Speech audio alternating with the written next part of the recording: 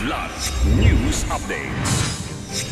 Mga balita ngayon, bomb expert ng Hassan Group arestado ng NBI sa Cotabato City. 34 na nawawalang mga sabungero noong 2022 patay at ibinaon umano sa Taal Lake ayon sa isa sa mga akusado.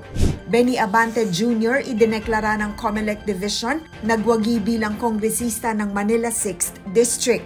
Ako po si Cesar Soriano para ihatid ang mga nangunang balita sa buong kapuluan ngayon.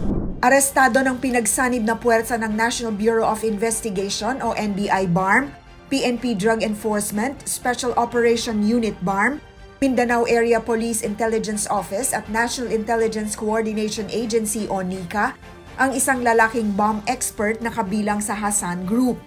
Sa isang press conference, iniharap ng NBI ang suspect na kinilalang si Lutre Aman Bangkaylat, na residente ng Buliyok, Pikit, North Cotabato, na may kasong arson at murder. Ayon sa NBI, nahuli ang suspect bandang alas 11 ng gabi ng Miyerkules sa Cotabato City.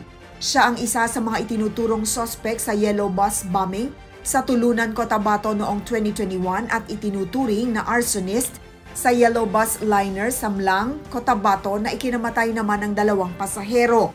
Si Bangkaylat din ang sinasabing isa sa mga malalapit na kasamahan ng leader ng Dawla Islamiyya na si Salahuddin Hassan. Isang nakakakilabot na testamento ang inihayag ng isa sa mga akusado sa pagkawala ng 34 na sabungero, 4 na taon na ang nakalilipas. Sa isang eksklusibong interview kay alias Totoy, sinabi nito na patay na ang mga nawawalang sabungero at ibinaon ang mga labi ng mga ito sa Taal Lake sa Batangas. Dagdag pa ni alias Totoy na handa siyang makipagtulungan para maibigay ang katarungan sa mga pamilya ng mga biktima, gayon rin ang pagkakakilanlan ng mastermind.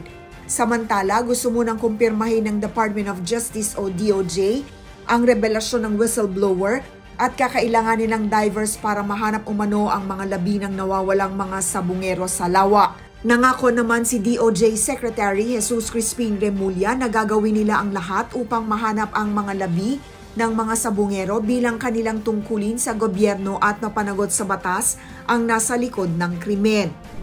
Idineklara ng Commission on Elections o COMELEC 2nd Division bilang nagwagi sa pagkakongresista ng Manila City 6th District si Congressman Bienvenido Benny Abante Jr. sa 2025 midterm elections. Ito'y makalipas na i-void ang Certificate of Candidacy ni Luis Joey Chua Uy matapos magsumite ng petisyon si Abante na hindi ito kwalipikado dahil sa questionable nitong Filipino citizenship. Sa ruling ng COMELEC, pinabura ng petisyon ni Abante at inihayag na si Chua Uy ay at most a naturalized citizen, not a natural-born one. Saad sa 1987 Constitution na hindi maaaring maging kinatawan ng House of Representatives ang sinumang hindi natural-born citizen ng Pilipinas. Samantala, sa inilabas na pahayag ni Chua Uy sa social media, sinabi nitong ipinanganak siya sa Santa Mesa, Manila at isa siyang tunay na Pilipino. Hiling din umano nito na sana'y pakinggan ang boses ng ika-6 na distrito ng Maynila sa pagkakaluklok sa kanya noong nakaraang halalan. Para sa Kidlat News Channel, ako si Rosalyn Sinchonko, nag-uulat. Ako po si Cesar Soriano. Palagi niyong kasama sa bawat pagputo ng balita.